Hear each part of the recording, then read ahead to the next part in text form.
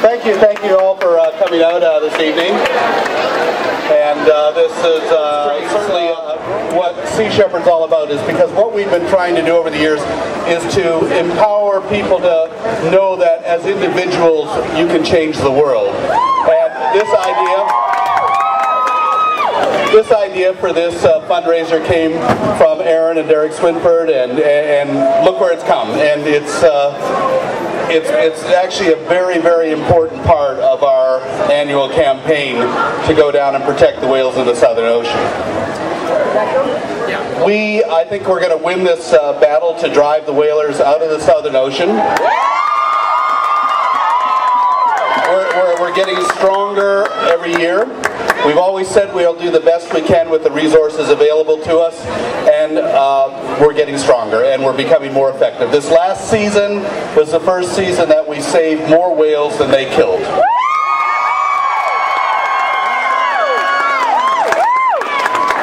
And we cost them $135 million a lot.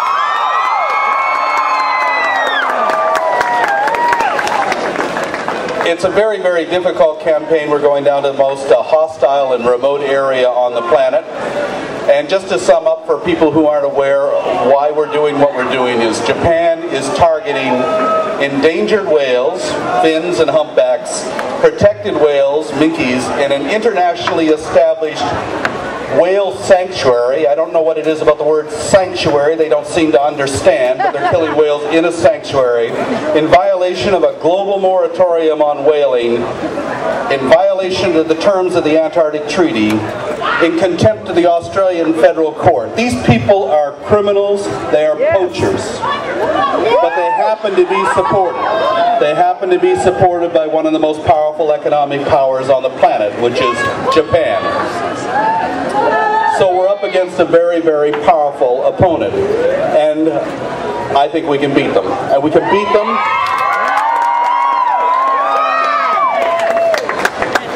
because people are becoming to understand that we do not live on this planet alone. We share this planet with millions of other species, fellow Earthlings. And you know, we sometimes live under the impression that we own this planet. We don't. This is a big spaceship. It's going through the universe at incredible speeds, and it's got a crew and it's got passengers. We're the passengers. The crew are those species that make it possible for us to be here. The ones that provide us with food to eat, air to breathe, water to drink, the life support system of spaceship Earth, the biosphere. And right now we're in danger of seriously weakening that biosphere. And if it collapses, if the oceans die, we die. Everything that we have around us will collapse. We are dependent upon a healthy ocean. And all of the world's fisheries are in trouble right now. And they're in trouble because economics is being put before ecology. We just came back from the Mediterranean where we were trying to protect bluefin tuna. In 5 to 6 years there will be no more bluefin tuna in the oceans unless we take action. And the reason for this is a thing I call the politics of extinction, the economics of extinction. Corporations have discovered they can make billions of dollars by driving species into extinction. And to give you an example with the bluefin, the more bluefin they catch and put into warehouses as frozen carcasses in the warehouses, and Mitsubishi's building giant warehouses in Japan, they've got 4 years supply right now, they want 10 to 15 years supply.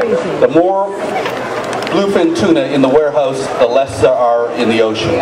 This one fish is worth $75,000 a piece. That's one of the most valuable fish on the planet. But the more they pack into the warehouses, the fewer in the ocean, the greater the value of the fish rises. If they wipe it out, and they've got 10 to 15 years supply, they can set their own price. It'll be $1 million fish, and Mitsubishi will make billions of dollars. They don't care about the future. They only care about short-term investment for short-term gain, and that is why the oceans are being destroyed. We know where we're going. We know we're destroying this planet, and we're doing it because, not that we don't understand, not that we're not aware, because the people who are responsible do not give a shit. They don't care. And we're going to, the only thing that's going to convince them is our passion and our courage. For any of you who have seen Whale Wars, one of the criticisms that we get from people is, my crew are not professionals. They're inexperienced. They're incompetent. Well, I'll tell you, I could not pay professionals to do what my volunteers do out there. They bring courage and passion and dedication, and they do things that professionals just would not do. Yes. Back in 1914, Ernest Shackleton went to Antarctica, and the London Times newspaper was full of editorials criticizing him, saying that his crew were inexperienced, that he didn't have professionals. And his answer was, I want to get to the pole, and I'm not going to get to the pole with professionals. I need men of passion. Yeah. And that's exactly why we do what we do. Except, the difference is that we have men and women of passion.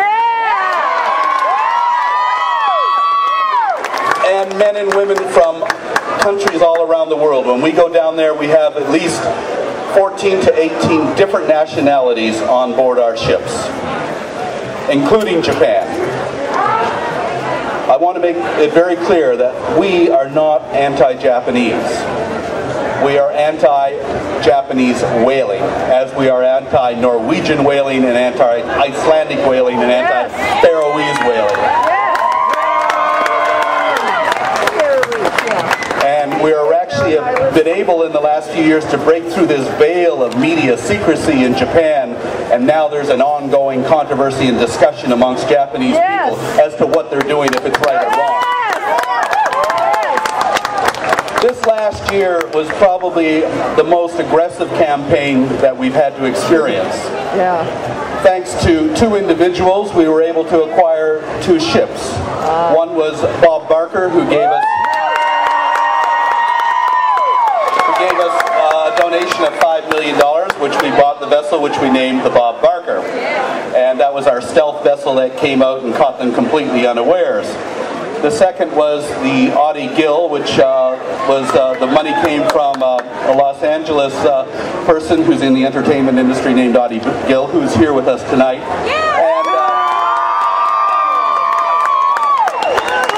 And with that, we secured the vessel Earth Race, which still holds the world's record for circumnavigating the globe, and that was our fast interceptor vessel. It was so effective that the Japanese realized they had to take it out. And on January 6th, the Shonan Maru No. 2 deliberately rammed and cut it in half, destroyed it and sunk it, and almost killed 6 of the crew that were on board. This is to show you the double standard that we're up against. Not one authority has been able to question the captain of that Japanese vessel. I know of no other incident in maritime history where a captain has rammed, even accidentally, has hit another ship and has not been questioned. What that means is they've been given the green light to be even more aggressive with us this next year. Meanwhile, Captain Peter Bethune of the Audie Gill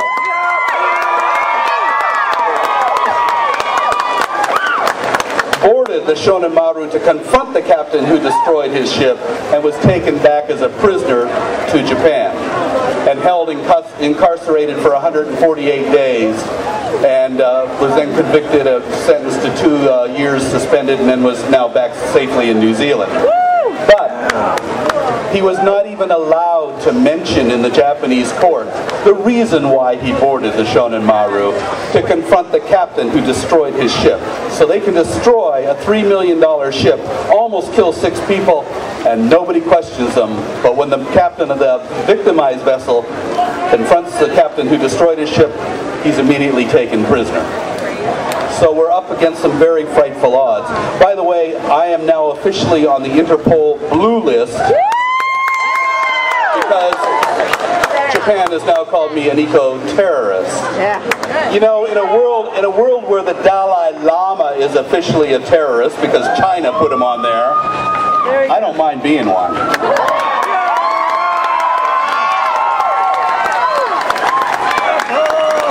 And when I came back into the country, Homeland Security took me aside and I said, "What's this all about?" He said, "Oh, you know, Japan's called you an eco-terrorist and we got to question you." And I said, "Oh my God, am I off to Guantanamo or something here?" And the Homeland Security person said, "No, it's just a lot of damn paperwork, you know, it's okay." So we're getting slightly harassed. But the fact is that we have not broken any laws. We're upholding the law.